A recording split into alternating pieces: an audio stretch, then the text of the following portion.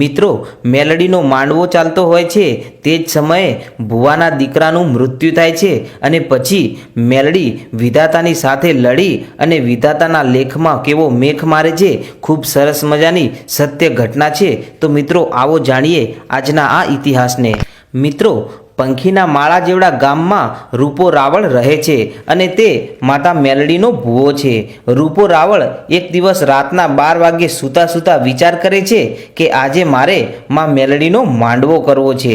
સવાર પડી ગામના આગેવાનો બોલાવ્યા અને 5 ભૂવા બોલાવ્યા અને કીધું કે ભાઈઓ, મારે માં મેલડીનો માંડવો કરવો છે. કે વાટ શાની જુઓ છો? લાવો માં મેલડીની રજા લઈએ. રજા લીધી. મુહૂર્ત આવી ગયું. ચૈત્ર મહિનાની ત્રીજ અને રવિવારનો દિવસ આવ્યો. રૂપા રાવળે ગુજરાતભરના દરેક ભૂવા તેડાવ્યા છે, ગામે ગામ તેડાવ્યા છે. ખૂબ મોટો અવસર ચાલી રહ્યો છે. ભૂવા ધૂણી રહ્યા છે, ગામે ગામના માણસો જમી રહ્યા છે. ત્યારે રૂપા રાવળે તેના 7 ખોટના એકના એક દીકરાને બોલ્યા કે હે દેવલા, કે હા બાપા બોલો, કે આજે આપણા આંગણામાં 3.5 દિવસનો માતાજી મેલડીમાંનો માંડવો નાખ્યો છે અને 33 કરોડ દેવતાઓને આમંત્રણ આપ્યા છે અને 33 કરોડ દેવતા પધાર્યા છે. તો દેવલા, 3.5 દિવસ હવન પણ ચાલુ રાખવો પડશે. એટલે તું જા અને છાણા લઈ આવ.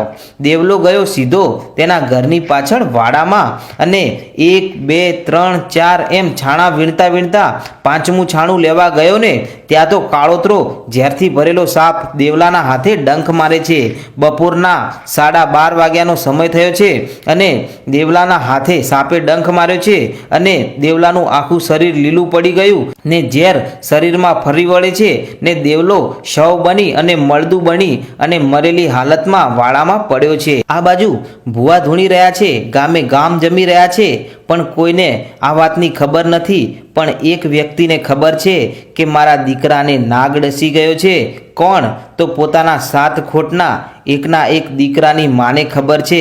દીકરાની માં બાલુબાઈ મનમાં વિચારે છે કે જો આજ બીજા માણસને કહી દઉં તો મારી મેલડીનો અવસર બગડે અને બીજી કે મારી મેલડીને કલંક લાગશે, આ માંડવાને કલંક લાગશે. આમ વિચારી અને બાલુબાઈ પોતાના દીકરાને કેળમાં તેડી અને કોઈ જોઈ ના જાય એવી રીતે ધીમે ધીમે ઓરડામાં આવી અને આઘા રૂમમાં દીકરાના શવને સુવાડી અને તેના પર ચાદર ઢાંકી દે છે.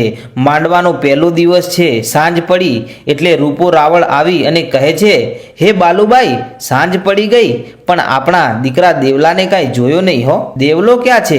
બાલુબાઈ પોતાના આંસુ સંતાડી અને કહે છે, સ્વામી, તમારા નાના બેન થોડાક રીસાણા છે ને એટલે એ આવ્યા નથી, એટલે તેમને તેડવા ગયો છે.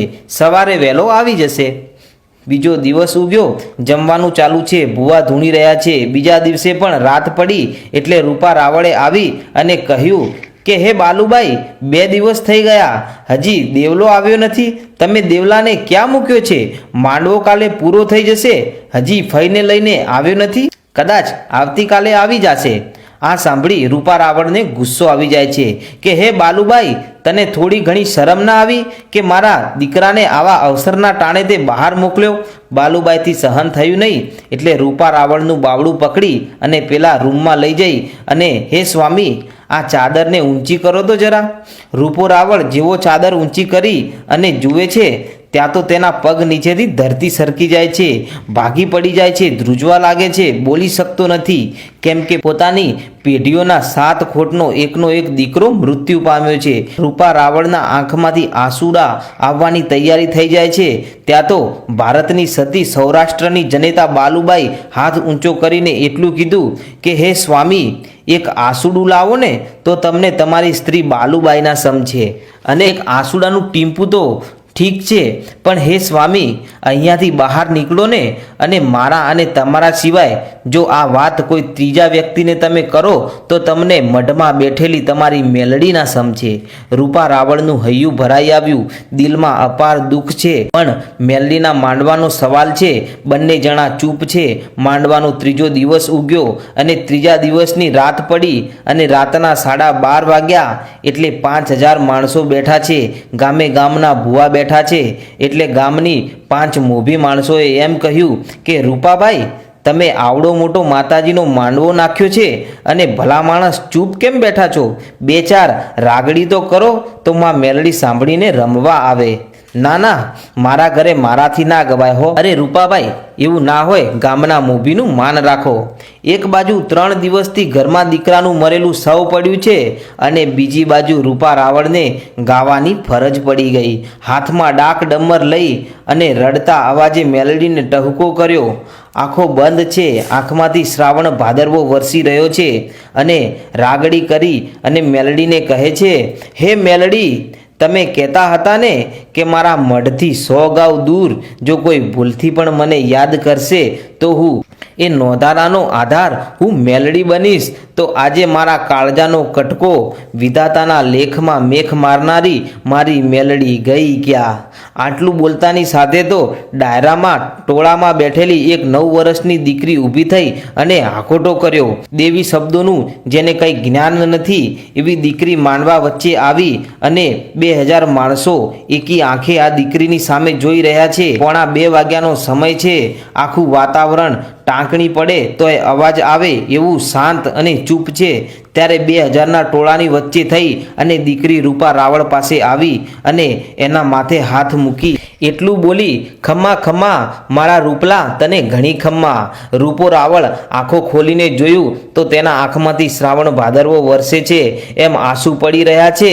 દીકરીના શરીરમાં મારી મેલડી બોલે છે, ધ્યાનથી સાંભળજો કે હે રૂપલા, આ ડાયરાના લોકોને અને આ ભુવાઓને કાંઈ ખબર નથી કે રૂપા, તારી આંખમાં શેના આંસુડા પડી રહ્યા છે, પણ મને મેલડીને બધી ખબર છે બાપ. રૂપલા, તે મને ચોખ્ખા ઘીના દીવા કર્યા છે ને, અને જો તારા પેટમાં પડેલી વાત ના જાણું તો તારી પેઢીએ મને મેલડીને પૂજાવું નકામું હો. હે રૂપલા, મારા માંડવાના પહેલા દિવસે તારા એકના એક દીકરાને નાગ ડસી ગયો હતો. એનો 3 દિવસથી તારા ઘરમાં એ દીકરાનો દેહ પડ્યો છે અને આટલું સાંભળતાની સાથે આખા માંડવાના 2000 માણસો રડવા લાગે છે કે ધન્ય છે એ મા બાપને કે 3 દિવસથી પોતાના મરેલા દીકરાનો દેહ સાચવીને ચૂપચાપ બેઠા છે કે શું કામ? તો મેલડીના માંડવાને અને આ મેલડીને કલંક ન લાગે ને એ માટે મેલડી બોલે છે અને આખું ગામ સાંભળી રહ્યું છે કે જાઓ એ દીકરાના દેહને આ માંડવામાં લઈ આવો. ત્યારે 5 માણસો જઈ અને મોભારાનું લાકડું લાવે ને એમ ચાંદરમાં ઢાંકી અને લઈ અને માંડવામાં આવે છે. પછી 9 વર્ષની દીકરીએ પોતાની ઓઢણીનો છેડો પેલા મરેલા પડેલા દેવલાની ઉપર રાખી અને જેમ વીજળીનો કરંટ લાગ્યો હોય એવો એક દીકરી માં મેલડીનો જોરથી હુબકો કર્યો અને કીધું, ખમ્મા ખમ્મા મારા દેવલા, તને જાજી ખમ્મા. આટલું કીધું ને એટલામાં તો દેવલો બેઠો થઈ અને બધાની સામે ટગર ટગર જોવા લાગ્યો. આ જોઈ અને રૂપો રાવળ અને બાલુબાઈ લાકડી પડે એમ પગમાં પડી ગયા. આંખમાંથી હરખના આંસુડાનો વરસાદ વરસી રહ્યો છે. ત્યારે મેલડી બોલે છે કે હે બાલુબાઈ, તે મારો માંડવો વેરાણ ના થાય અને મેલડીને કલંક ના લાગે એટલા માટે તે તારા દીકરાના શવને 3 દિવસ સાચવ્યો. એ માટે તમને માં મેલડીના ધન્યવાદ છે.